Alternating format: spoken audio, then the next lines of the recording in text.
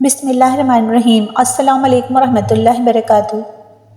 نبی کریم صلی اللہ تعالیٰ علیہ وآلہ وسلم کا معمول تھا کہ نماز عید الاضحیٰ سے فارغ ہونے کے بعد اپنے دست مبارک سے قربانی کے جانور کو ذبح فرماتے اور کلیجی پکانے کا حکم دیتے۔ جب وہ تیار ہو جاتی تو اسے تناول فرماتے۔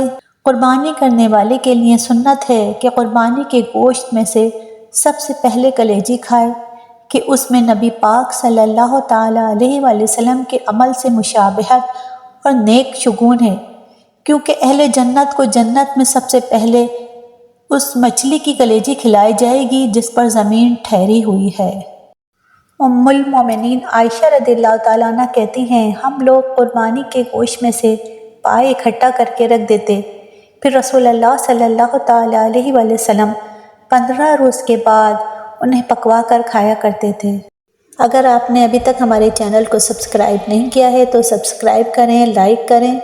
زندگی رہی تو انشاءاللہ ایک اور ویڈیو لے کر حاضر ہوں گے۔ دعاؤں میں یاد رکھیے، اپنا خیال رکھیے۔ اللہ حافظ۔